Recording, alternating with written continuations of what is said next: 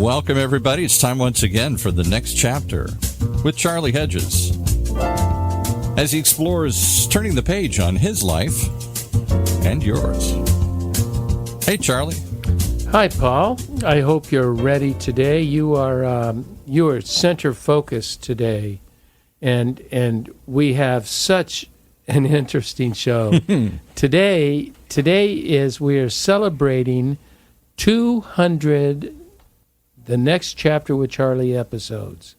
And that was even preceded by another 8 to 10 episodes with Terry Hershey. That was permission to be used. So we're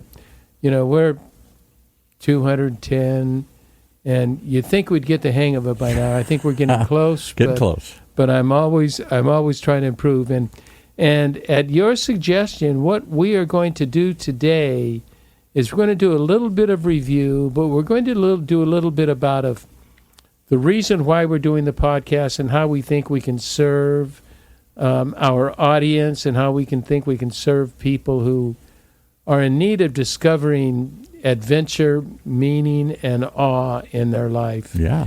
And I'm pretty excited. I have no idea. I'm a little nervous. No, I'm not nervous. Just interested in what it is, because we're going to go into all sorts of I don't know what. So that's right. Why don't we just turn this over to producer Paul?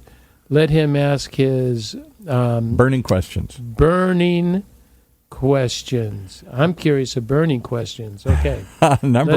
Let's go at it. Number one, I would be remiss if I didn't say thank you for this journey. This has been, for me and for many of us listening and riding along, a most interesting, sometimes perplexing, sometimes challenging, sometimes deep and thoughtful, sometimes fun and interesting, but it's been a ride. And I'm not sure we knew when we started, I didn't, where this ride was going. Did you? No, I have no idea. The interesting way it began is I was at I was doing some coaching with a well-known aeronautics company, and I had a colleague who has a fascinating life, and she and I had lunch. And when she was talking to me about her sort of gypsy wanderings, and I was intrigued, I asked so many questions. She said at the end, she said, Charlie, your gift, you must start a podcast and interview people because you are too curious. You ask too many good questions. And it tickled my fancy, and I thought, a podcast could be fun, so let's try it. And we did try it, and here we are, 200 episodes and 4+ years later. Yeah, and it evolved. When I met you, here was my impression, right or wrong. A guy who was looking for his own next chapter. You'd had several careers, as we talked about, but the last one was long and successful as an executive coach, coaching big companies, earning 6 figures, everything you could imagine and more, and it had kind of run its course. You'd reach that age in life where you're supposed to slow down. You're supposed to transition to something else. Your wife said, hey, you've worked hard enough. You deserve it.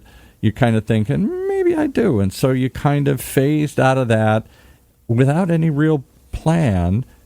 I'm going to just have fun. I'm going to paint. I'm going to travel. I'm going to do all the things that I've wanted to do. And you did some of that.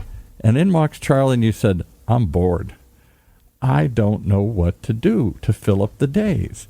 I don't feel the same passion and purpose that I did throughout my life. I'm not sure this retirement stuff is for me.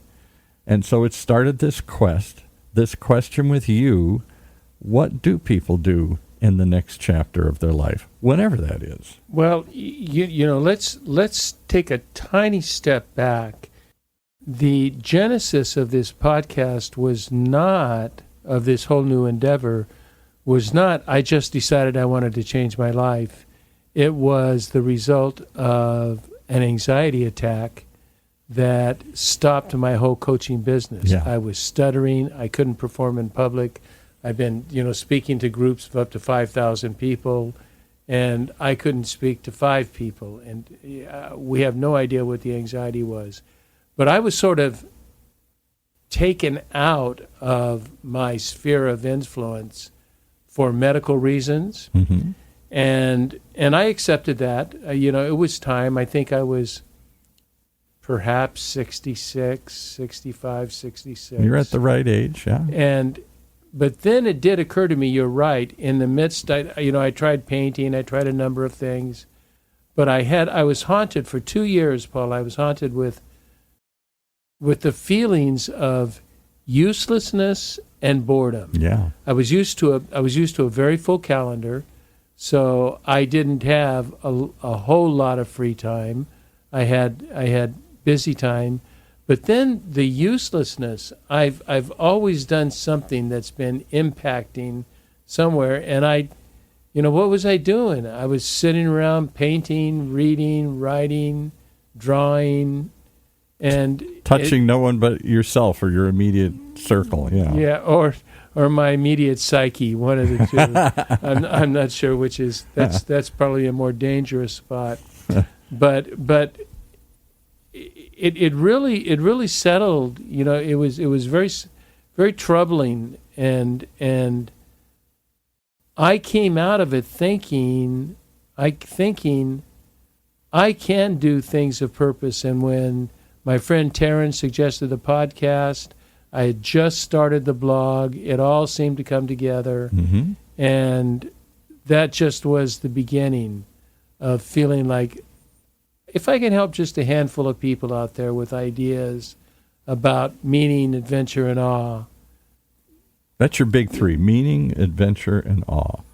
I don't know that most of us live a life, sad to say, but I think it's true, really, ordinary, everyday people from the richest to the poorest.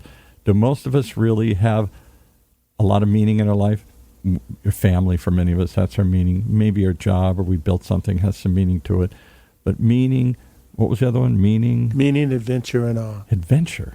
That's one we sort of give up somewhere along the way. You were an adventuresome soul. As I've come to know you, you were kind of a wild hippie. You took off. Talk about adventure. Talk about that adventure in life when you've shared that a couple of times. You're in college on a scholarship at UCLA. Hooray. Buckle down. Stay here. And instead, you got on the road and did what? I hitchhiked around the country.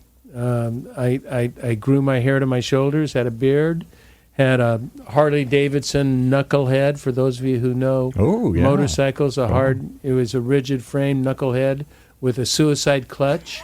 You had to shift it with your hand. You could not shift it. I mean, it was a shift down below by your leg that you shifted just like a car. Oh, I didn't know that. And so talk about suicide. And then because it's a chopper, it has no brakes on the front. Because it's got to look too cool, right? That's right. So you pull up, like in San Francisco, and you pull up on a hill, and you can't back down. Yeah. And you've got to take your foot off the brake and put it on the clutch, so you're backing down ever so slightly, trying to engage the engine, and that was a funny trip. It was a searching time in my life. Because of the situations of my early childhood, I never really settled. Yeah, I settled in my adopted home. Right. And I settled with my adoptive mother, who was a godsend. And she took a crazy child and made him somewhat sane, but not totally sane. And so that's what I think I'm born with a gift of curiosity, and it became even more curious in difficult times. So I experimented rather than experienced. I experimented, and that's why I left. That's why I left the gymnastic team, and college didn't interest me. UCLA. This is a big deal, and you just I'm going to get on the. I'm going to be Jack Kerouac and go out and hit the road here. And then we did. We took a 3-month trip, 3 guys, in 1970. Hitchhiked across the country all the way to Toronto, Canada. That's even crazier. A thumb and a backpack. 3 backpacks and a guitar. There were 3 guys hitchhiking. We would have people pick us up. And they, I bet a third of the time or more, people said, do you want to come home to our house and spend the night? Really? And they would do our laundry. They would feed us. Wow, and just, different age. It was a whole different age. You wouldn't let anybody in your house for fear there'd be mass murders now or something. I know. So you were born with that sense of wanderlust, part of it out of bad circumstances. You've talked a great deal in this show very openly about your childhood. Your parents were alcoholics? Is that My father was, yeah. And so they kind of would drop you off and then pick you up and drop you off, and people would keep you for a while, and then you'd go leave. And so there was no sense of permanency. Not just for a few hours, for a few months. Yeah, right. There was no sense of permanency. You didn't think anybody really wanted you or you were going to stay very long anywhere. And so they kept moving you around till finally this woman came into your life and adopted you and took you in and gave you some sense of permanency. But so you grew up with that kind of, for good or bad, this wanderlust, this belief that change is always coming. So I guess I'm going to embrace it and be curious about it rather than fighting it and fearing it like so many do. I don't know, though, as you've gone on and you built a career and you get married and you have a kid and things, did that adventure still stick with you, or did that get put on the shelf for a while? Oh, no, the adventure always stayed. Always? Okay. Always stayed. I was, until Austin was about 7, I still traveled a lot. I went to Canada quite a bit. Mm-hmm. I did international travel with, I had my own company, but I was an external trainer for Chevron. Mm-hmm. Chevron sent me to 7 countries and all 3 over the place, continents right. to deliver environmental. I was selected to do. I had these weird things that happened to me. I somehow was on the environmental team, and I was just a presenter. I was a trainer. Mm-hmm. They took me to Aberdeen, where they wanted to create their Policy 500, which was their environmental policy. Okay. In Big Aberdeen, Scotland, and I was part of the decision making of what was. I know, I've never taken an environmental course. But you're the it's guy. Just logic. How we're going to think this through. So massive impulses to change, to explore, to grow. Thoughtful. I am impulsive, but in big things, it's it's an impulse, but it's thoughtful. I will, Okay. I don't just go off stupid willy-nilly. Wake up one day and say, I quit. I walk out the door. Yeah. I've not done that yet. Oh, I'm sorry. We planted a seed in there. All right. So now he walks in. You're forced, pulled out of your career. You're trying to tell yourself, well, maybe it's kind of time. I've done this for a long time. I'm at the age. Society says slow down. Society says enjoy. The golden years, the last chapter is supposed to be what? Unfruitful, unfulfilling, just fun? Well, I take a different view, Paul. I look at life as 4 seasons. Yes. And talk about that, right. And I think we've mentioned it in the past, is that life begins at 20 because you're just kind of figuring out You're things. Forming yourself, right, yeah. And at 20, from 20 to 30, early 30s, the time spans are loose. Right. You're planting seeds. Mm-hmm. You're finding out what grows. Where am I going to land? What first works? Job, first love, school, find your way, and travel then around. maybe you change into something else, and you're finding it out. In your 30s, you become, and those are that is what I call the springtime of life. Mm-hmm. Spring is planting seeds. The next is summer, where things are really growing. Mm-hmm. And this happens 35-ish to 50 or 55-ish. I mean, if you're going to be hot, that's when you're hot. Yeah, and you're focused on your career, you're focused on your marriage, you've got so many external motivators. And you feel like you can do it all. Yeah, you kind of do feel like you can Even do it if you all. can't, you got this kind of figure it out. optimism. Yeah. And for many, Yeah. maybe some give up, fall out along the way. I understand there are exceptions, but I think for many of us, that summer is exciting. The summer of '69 for you, the 70 or whatever it was. That the summer of love. '69, hitchhiking around the country, the summer of love, protesting with all the hippies in Berkeley. For crying out loud, in 1969, I protested in Watts with the Black Panthers. Sure. Why not? With the Black Panther, Of course. because even though I was not black, I had Solidarity. hippie long hair. Solidarity. And so we were considered solidarity at that time. One, the rebels. And so Hell's Angels on one side and the Black Panthers on the other here. Yeah, right. yeah. Renegades. It's not, it can be looked at renegades, but I think it's that curiosity. It's that search. There's something missing. There's something else out there. Something. That's why I've had so many careers, and I last for 7 to 10 years in a career, and I'm doing something else, and it's time for a new challenge. And some of those, we'll just touch on those. Some of those we've gotten to know you. So, okay, the hippie, sometimes the radical, the protester, turns into the evangelical minister. No. That was a leap. That's a leap right there. Yeah. Because you are right. I was raised pretty conservative. I was on the athletic teams in high school. I was on, school. What do you call it? I was a chief justice. I was student council or I student was on the government. student council. Right. And so I was truly, for a lot of my life, I've been truly Two-Face in Batman. Is that I have a side of me. Oh, I see. Harvey Two-Face, or whatever he calls his name. Yes, Yeah. Harvey Two-Face.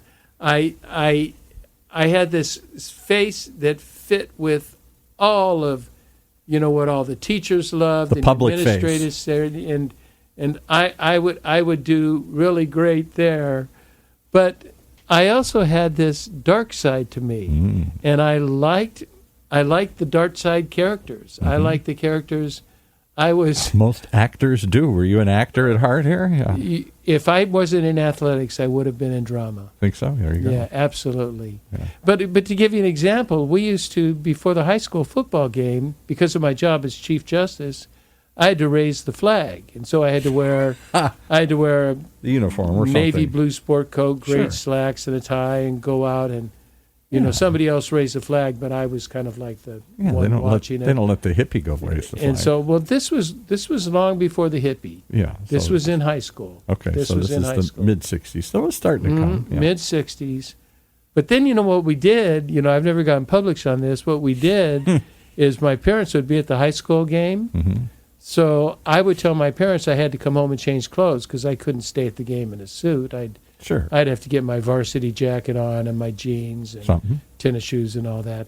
And we'd go back and we'd all buy a six-pack of beer and drink it at my house. And I'm supposed to be the Chief Justice, the guy that's catching people for this. These offenses. As a matter of fact, a really fun story is after one of our parties, I was asleep in bed the next morning, and my mom says, "Oh, a Coors bottle top." And I go, "Oh my gosh, busted. I'm screwed. This is all over." And I had a long-haired Persian cat, and the cat's name was Pepper. And my mom said, "Look what Pepper dragged into the house." Pepper, you bad cat. Pepper. So that was kind of my life. It would be always partly on the good side.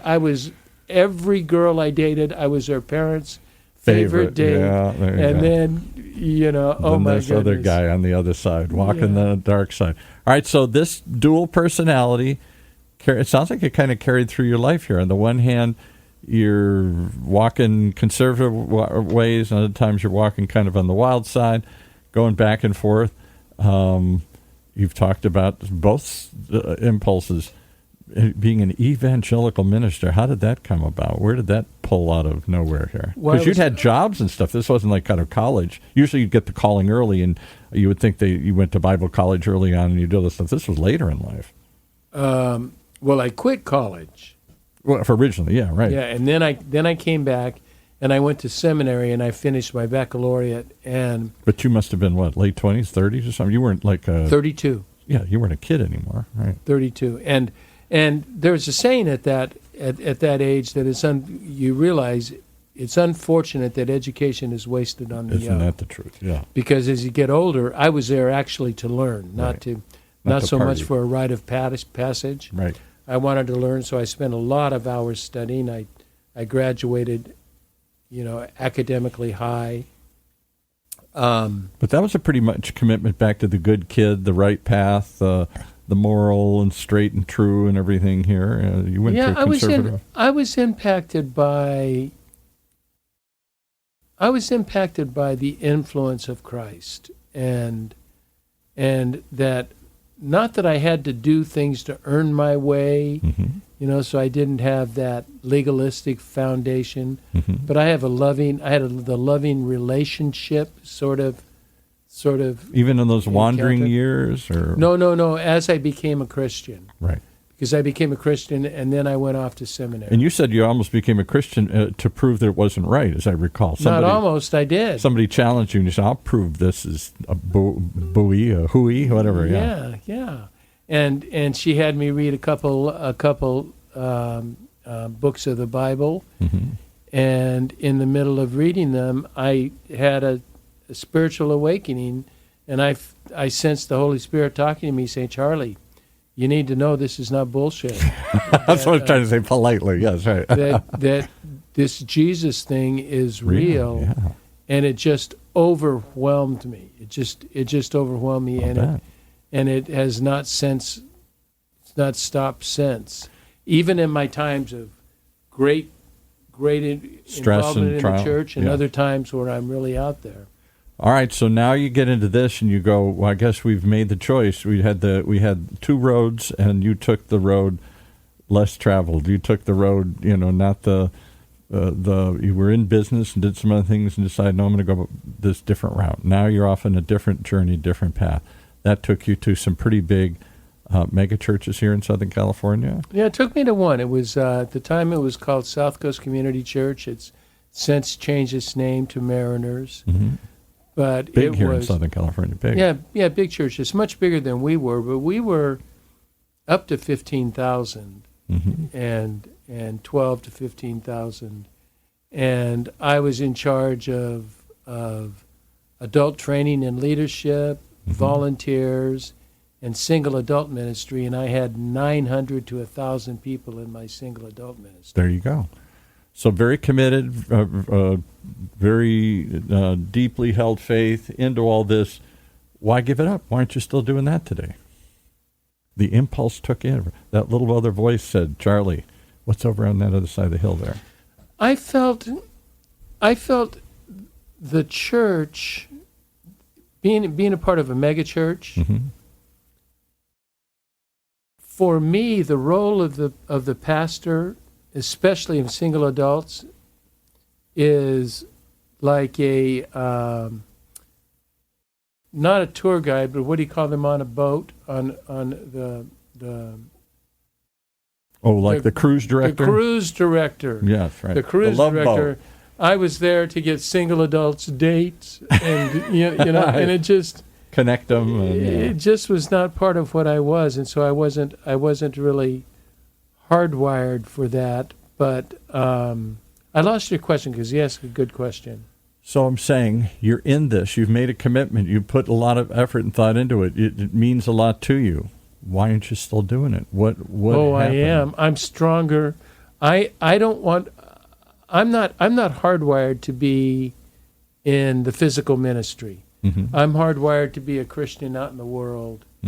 And as we all know, my foray into contemplative prayer and mystic Christianity has just totally made my whole faith. It's reformed my faith. We're going to come to that as the last chapter of this story here. So Charlie comes in, and you had also, dare I say, somewhere along the way here, discovered the joys of alcohol and having a good time, and and that took a little. What are you looking for? My arrest record? No, I'm just saying. There's this duality going on here. There's one thing, and then there's a little voice that still wants to go off and have a good time and see the world and party and whatnot. And for a while, you held those two together, but at some point, that became a challenge too, and you joined AA and other things.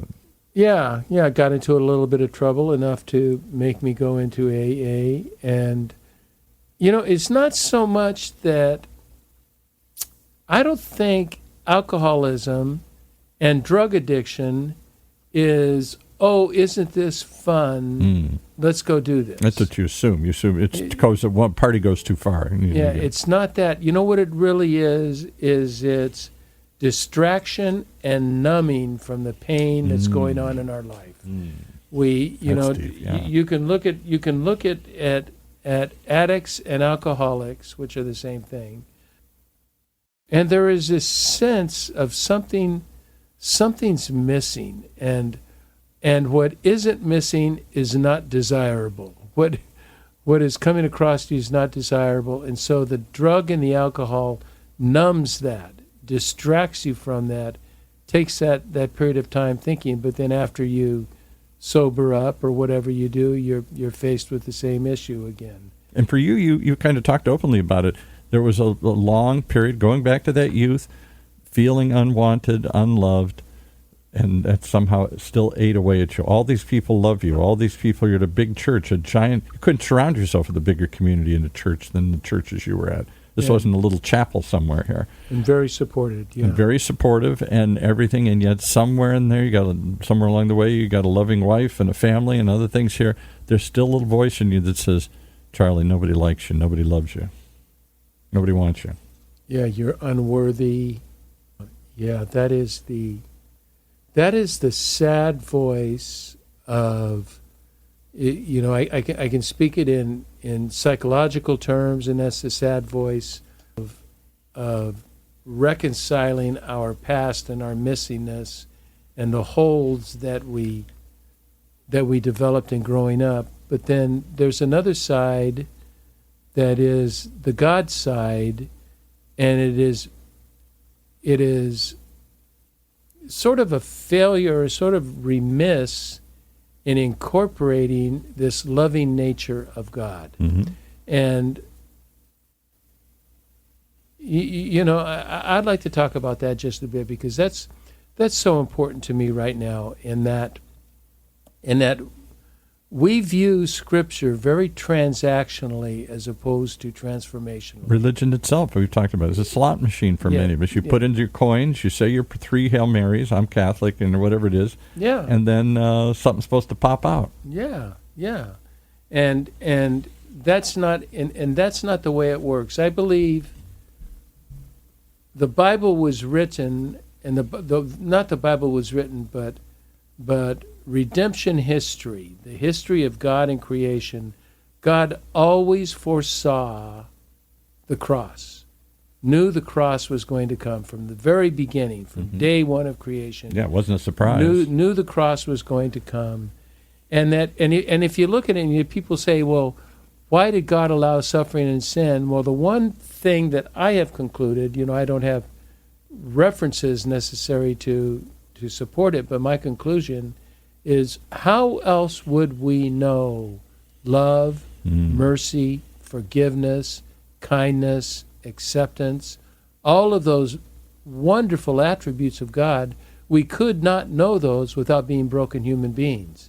If we were perfect human beings, like in the beginning of creation, we could never have known mercy and kindness and grace and forgiveness. You have to go without to recognize the value of getting something. St. Augustine said something to the effect of, and now this is quite controversial, but that's okay. St. Augustine said something to the effect it was better for sin to occur, that Jesus could be glorified on the cross, than for sin to never occur. Wow. Because the glory of Jesus on the cross, and this would be my last little preaching, but the glory of Jesus on the cross means the redemption and the cleansing of all sin unconditionally. So we don't have to jump through hoops. And God is seeing this from the present, from the past, from the present, and from the future. That is the lens that God looks at all of these through. And when we can finally adapt and understand this sort of loving, accepting, caring nature of God, then we can see the brokenness in our sort of innate sin nature in us. So I'm going to say one more thing, and then we'll take a quick break here, come back and delve into what you got out of this podcast. this journey. That's who you were. That's where you came from. That's how you approach this thing. What strikes me as I hear your story, and particularly your story of redemption, is that it's kind of like the next chapter, isn't it? Kind of like God has already written in. We all think there is no next chapter. I'm going to stay in this chapter. I like this chapter. Or I'm stuck in this chapter. Good or bad, this is it. We don't think of a next chapter very often. It's hard to write another chapter in our life. It's easier to stay where you're at, good or bad. And the next chapter really is a continuation of the present chapter. Exactly. It's just the evolution. Ilia Delio, a Franciscan nun, writes about evolution, but I think we need to understand, especially from a Christian context, that Darwinian evolution does not equal evolution. It is just one aspect, one subset of evolution. Evolution is much grander than just particular Darwinian type evolution. And she talks about the evolution of love, that love will continue to evolve throughout all past, present, and post-Christianity. Well, you've continued to evolve. We're going to come back, we'll take a little break, and then we'll evolve into where I'm going to walk back through the last 200. Talk about some fun things, talk about some unusual things, some surprising things, where you were, where you're at today. That's what we're going to talk about in your next chapter of this continuing journey here, called The Next Chapter, right after this.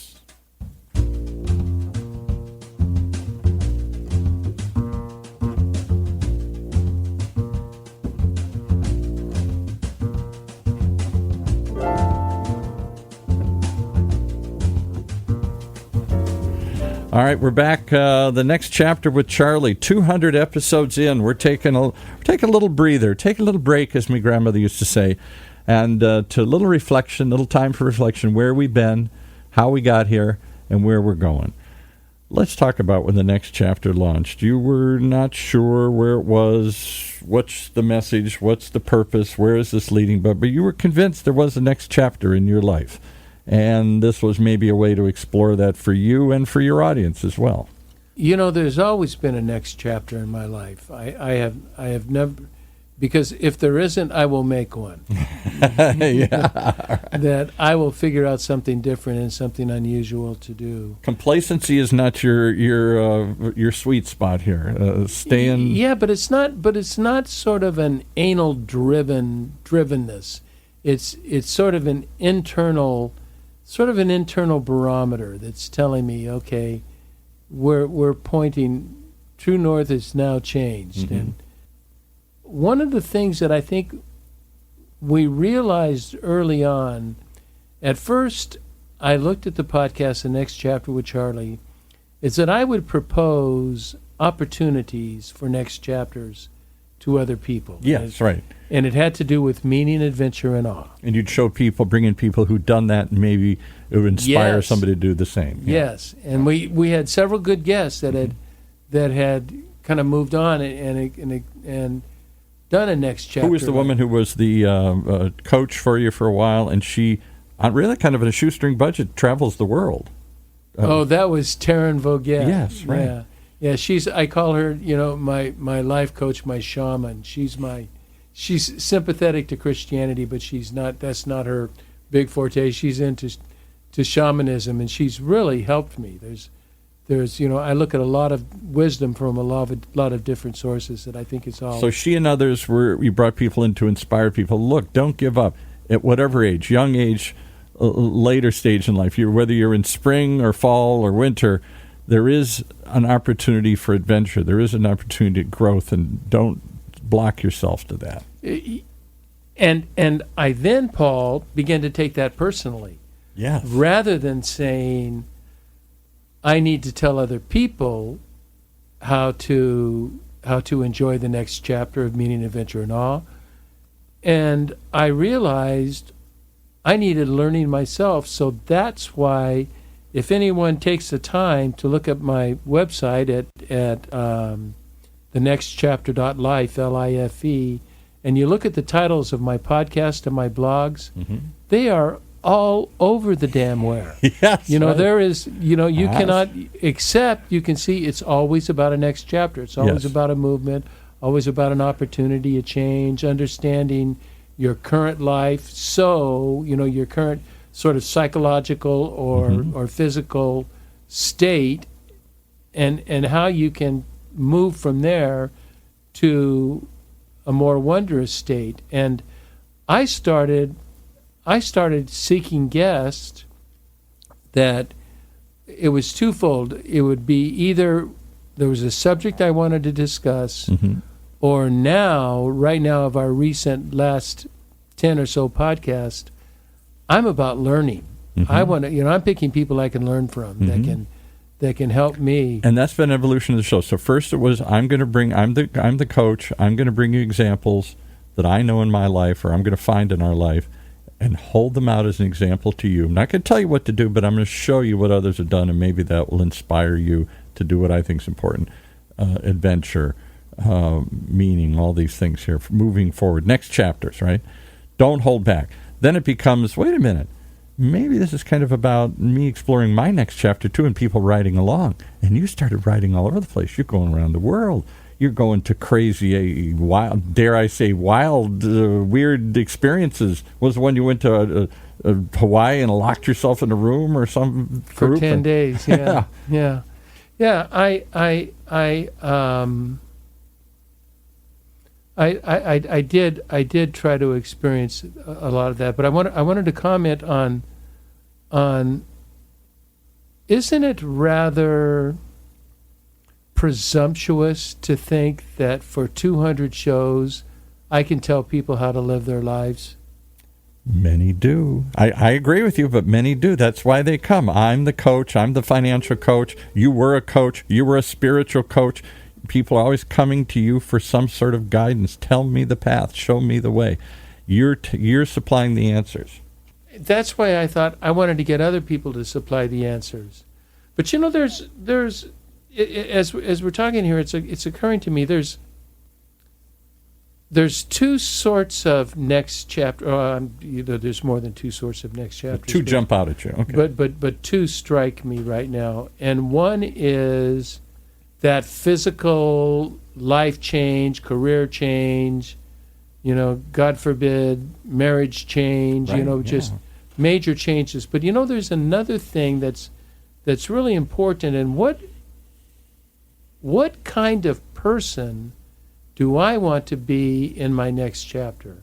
And kindness, compassion, goodness, care for other people have taken over everything. I no longer need...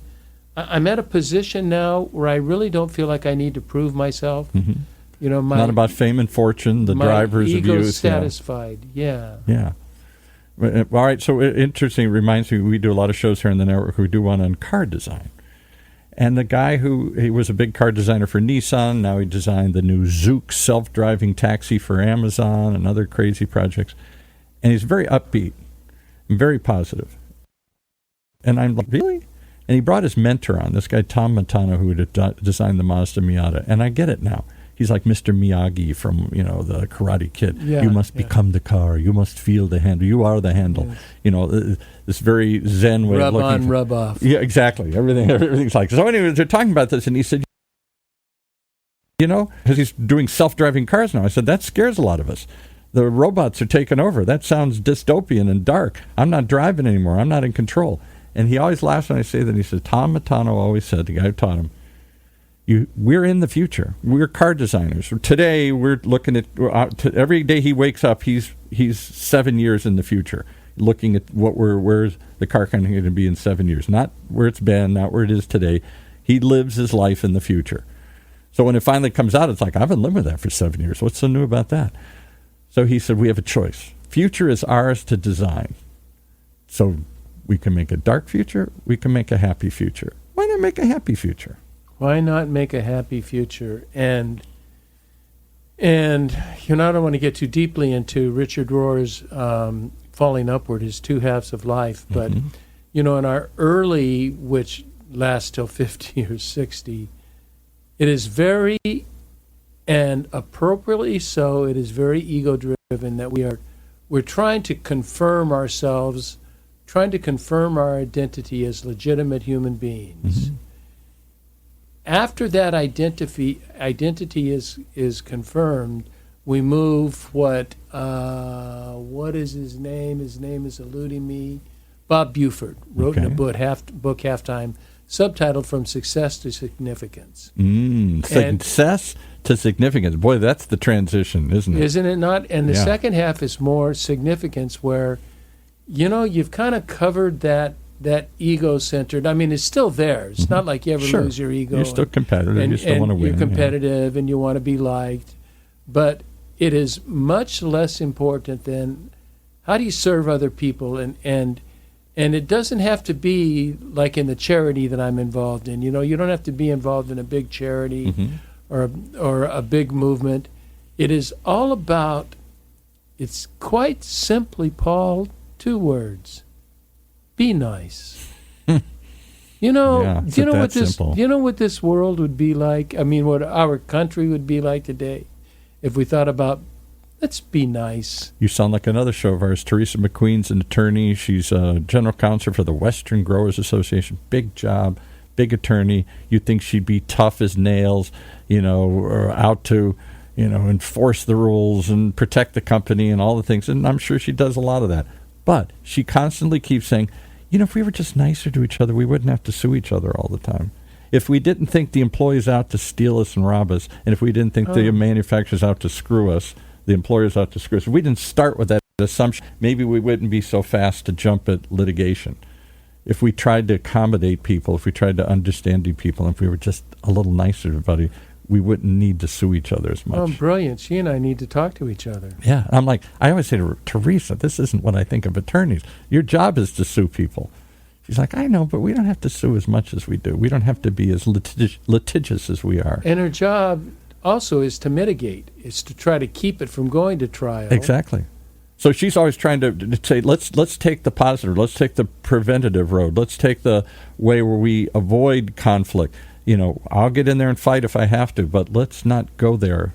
Too many people want to go there immediately. I'm going to change topics just a little bit because I know, are we getting near time? 5-10 minutes, yeah. Okay. I personally, and I think a lot of listeners would agree that 200 podcasts is a lot. That's a lot.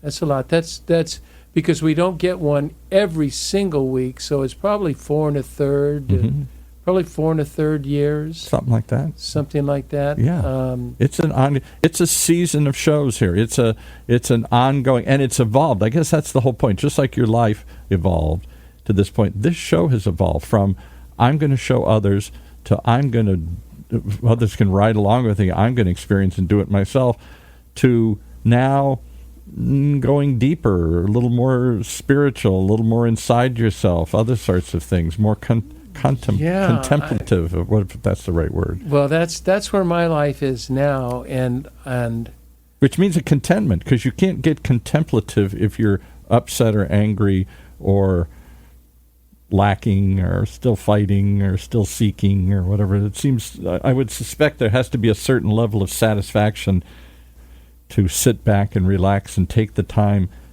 to think. The contemplative really is a reflective time of observing the goodness of God in all things that are going on, and that even in your sufferings and your difficulties, I'm reading the Mystics, and I'm in Julian of Norwich now, who's, just Julian of Norwich. Gee, that's on top of my hit parade here. I gotta go get that book right now here. Yeah. If I told you about Julian, she's amazing. Late 1300s to the early 1400s. Yeah. And lived during the bubonic plague. So there was some books written about her and how to deal with the pandemic. Interesting. Because she had to live through several decades of the bubonic plague. But she is very much into ordinary mysticism. That our spiritual life is evidenced by the way we treat other people. Mm.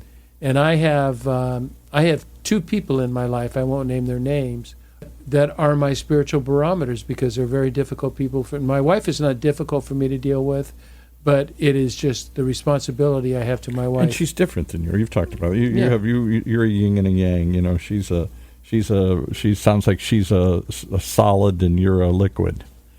I've never thought. I'm silent for a moment. I've never thought about that. But you know that really is the truth. You know, there's I could flesh that metaphor out quite a bit. I think it's important. It's very helpful in our life, whether it's a spiritual life or it's a goodness life. You know, whether it's spiritual in the formal religious sense or spiritual in just wanting to keep up with keep in tune with the cosmos. Mm-hmm. The way we treat other people is the way we really view God and we view life.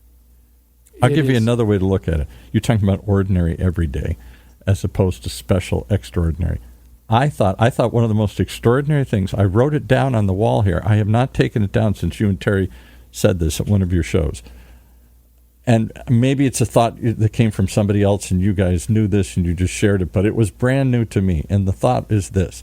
We all think of holy, spiritual, as an extraordinary activity. I have to go to the top of the mountain to meet the guru. I have to follow the way of the cross. I have to do I have to whip myself in the back. I got to go to church. I got to do something extraordinary, out of my ordinary. And you guys said the ordinary is the hiding place of the holy. It is. Exactly. That's mind-boggling. If I didn't learn anything in 4 years, I learned that. I talk about that all the time to people. It's the ordinary, everyday things we do that matters, that determines if we're holy and happy and successful, et cetera, et cetera. It's not we all think of success. Money, fame is an extraordinary thing. You've got to be extra smart, extra gifted, extra lucky, extra hardworking, something. It's not for the ordinary. And yet, wealth, like any spiritual wealth, physical wealth, any of these things at some level, I mean, maybe not extraordinary wealth, but everyday wealth. There is a wealth and happiness waiting for people, if I'm hearing you right, hiding in the ordinary. Oh, the holy is very ordinary because it is anywhere God is present is holy. And we do not understand, like Frederick Buechner writes, when he goes into his workstation, where he has little gadgets, he says that's one of the holiest rooms in his place because this is where God is present. God is present in the everyday, in the real. When you're really present, you and Terry talk about being present.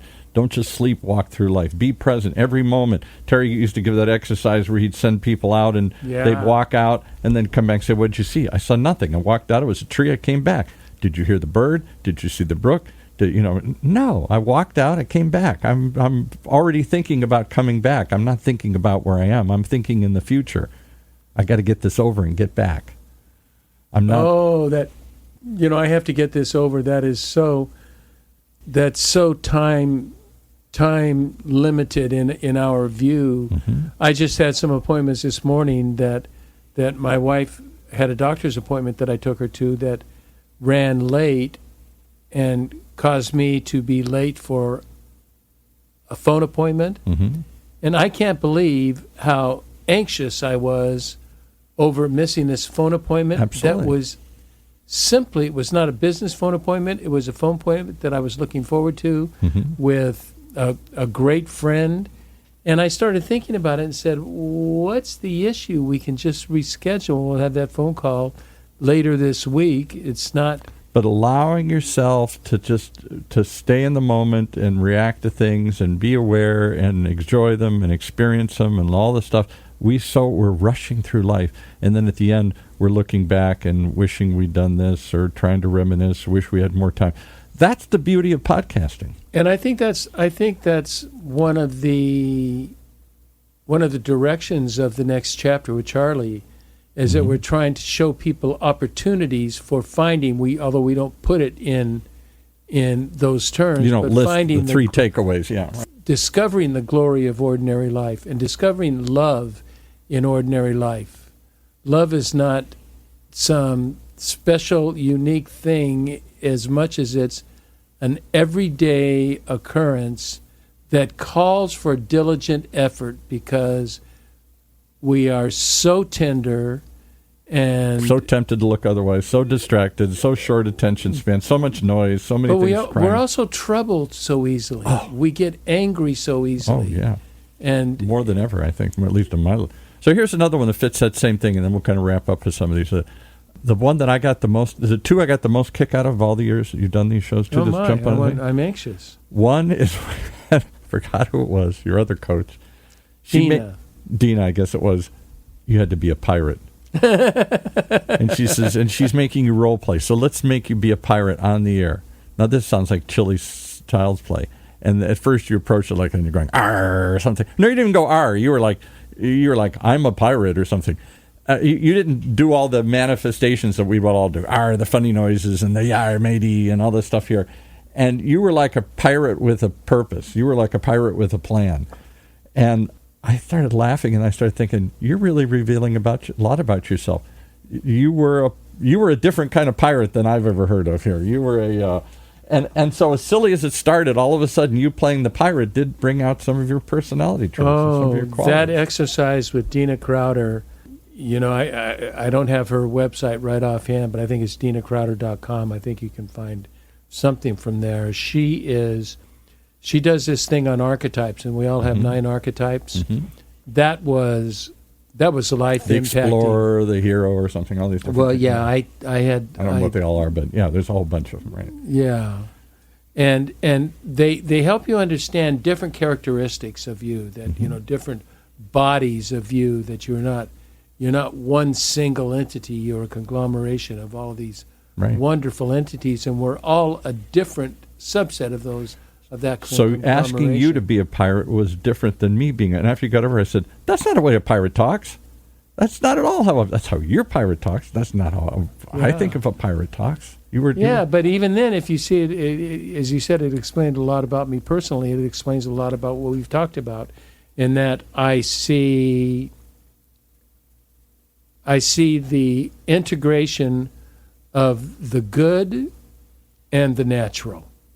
Yeah, you were like a good pirate. That was what. Yeah, but I was also a natural pirate. I was a pirate. I didn't mind robbing and stealing. I just didn't see killing innocent people. Well, what's the point? Yeah. All right, so that was one that I got a kick out. That was a while ago. And another one. There's so many that I just remember, and I chuckle or I laugh, or I think, "Oh, that was really." Another one, a more recent one, serendipity. You have been admitted by the end. I've never heard you do this in 200 episodes where you changed your mind on the fly. Usually it's like, I got to think about it, or no, I'm not so sure. I believe that. Oh, what was that? You got to tell me. The guy comes on and he's talking about the power of serendipity in life, and you versus planning. And you kind of at the end said, you know what? Maybe as much as I thought I was planning my life, I'm a planner. I plan to do this. I plan to do that. You say, I'm spontaneous, but only after I think about it. When you left the ministry, you said it loudly to the world, 1 year I give myself and I'll be out of this job. Right. Not 1 day, but 1 year I'm going to do this. So there's some thought, there's some process. And all of a sudden you said, maybe it hasn't all been planning. Maybe serendipity, just the happenstance, the sheer whim of things has been more influential in my life than I think I'm guiding my life. Maybe it's just been more reacting to all these serendipitous things here. And not always recognizing that when I do recognize them, there's some value in it. Too many times I don't make that connection until later or too late or miss it. I can't help but in my life is seeing, for me, in my perspective, is the intervention of God. And I think serendipity is the intervention of God. The whisper of God in your ear here. And I can be heading along a path, and all of a sudden something unique, something different occurs. So where did that come from? And fortunately, I'm open to listen. Mm-hmm. We can easily close those off and stay on our track rather than being open to listen, to say, I wonder. And that's there you've just created the subtitle for the whole show. I wonder. Oh, not bad. That is, and that is a defining characteristic of my style. So I'm left to ask you one question. I wonder where this goes from here. Who knows? Well, I know right now we are doing a series because we had bunch of requests, a boatload of requests from authors, new authors, and so we're doing You've those. You've been in a kick with a lot of authors. Yeah, and that's been fun, but now I'm sensing I want to get not back to just people I know, but I'm looking for people that I've really admired, and I want to know what their life is. So we are going to be checking out, attempting to get a little bit more well-known reaching guests. higher, above, batting above your your weight, fighting above your weight class here. Yeah, that's what I want to do. I tell everybody, and if we get her, I'll be so tickled. I'll probably be dumbfounded and not be able to speak to her, but I want Naomi Shahid Nye. That's what you say. Who's a great poet. The other one that struck me, I have to throw this one in. I remember the debate we had about the guy who wrote Dinner with Epicurus. You're always at that time you were quoting from his book. Daniel Klein. New York Times bestseller, blah, blah, blah. And you and Terry are going off about this. And I got off, said, call him, email him. He's not going to come on my little podcast. It's not a little podcast. It's a life transformative journey here. It's a radio show. It's a podcast. It's whatever it's as little or big as you want to see it as. Why wouldn't he want to contribute? You're telling me why he won't. I'm saying why not? And so you went home after 10 times arguing with me, and you said, all right, I'm almost like to prove that the Bible isn't true. I'm going to go back and show you this can't work. And you sent a LinkedIn request to this guy out of the blue, and within like 10 minutes he wrote back and said, sure, I'll be on the show. Yeah, it was great, and he was on twice. He was a very interesting character. So those are the moments that I remember, the milestones along the way that I'll recall, and each one of them you've pivoted from whatever the original purpose was to it almost became about your journey as much as others' journeys. First you were just curious of others' journeys, or really almost suggesting, let me show you. I won't tell you what to do, but I'm going to show you that people did it. And then maybe I should go do this too. You discovered Wells of Life. You discovered all these other passions and purposes. And then all of a sudden, there was some point you went deeper and went within. And suddenly this contemplative Charlie. I'm turning you from an evangelical into a Catholic here. All of a sudden, you're well, the Catholics think I'm Catholic. The evangelicals don't know what to do with me. Yeah, you've evolved. You're going into some deeper space and within yourself, and it's curious to hear that's coming out. Do you feel comfortable sharing that with people and stuff? Because that's a very personal, private place you're going into. You spend a lot of time, literally like 2 or 3 hours every day, in a room, some ceremonies, some rituals, some praying, ritual, yeah, right, going through Eucharist and reading the Bible and reading other resources. And I'm reading the late medieval mystics that go from 1200 to 1500, and they're just. Would it be surprise you to know you're the only person I know that's doing that? Well, there are others, but it's not. I don't know them. It's not common. No. So you're now you're off on a new journey. First, it was travel the world. Then it was new experiences. I'm going to be a pirate and do other stuff, and lock myself in a room and go through some other crazy experiences. And now it's another kind of journey. It's an inner journey that you're on here. It's inner journey, but it's funny. Our vacation that we're doing in September is that we're going to Portugal for a little while. Then we're going to Madrid, and right outside of Madrid is Avila, and we're going to visit St. Teresa of Avila so I can pray with St. Teresa. Of course. And then we're going to Spain, or then we're going to Italy and Umbria so I can pray at Assisi with Francis of Assisi. So I'm combining my spiritual life with my but I'm in Italy and Spain. I mean, how do you get better than that? I love Italy and Spain. Well, I love listening to your show. I love riding along. I love to see where it's going. I'm not always sure from show to show what the thread is, but when I sit back... neither am I.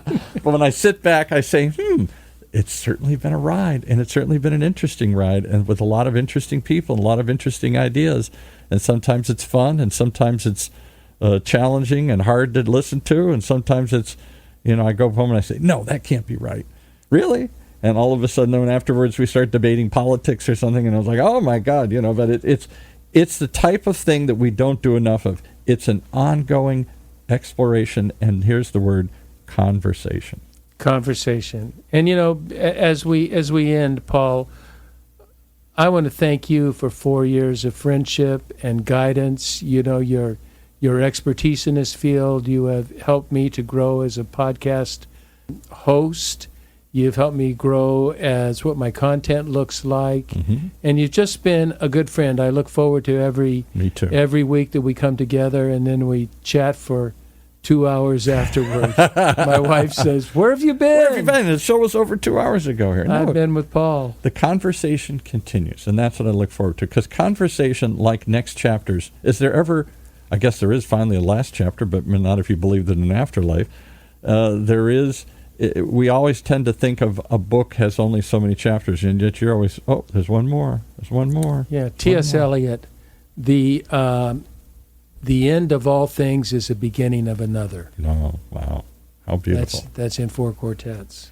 Well, we've done 4 hours worth of this and 4 more to go. So thanks for sharing. Thanks for caring. Thanks for coming in. Thanks for continuing the conversation. And I look forward to exploring these inner journeys as much as the outer journeys you took in the coming season here. Thank you, Paul. That's very kind of you. I appreciate your time. All right. When we get to 400, we'll have to come back and say, phew. That's a long way away. It's a high hill to climb here. It's You a never high know. hill to climb. Well, you never know. Stay tuned, folks, to the next chapter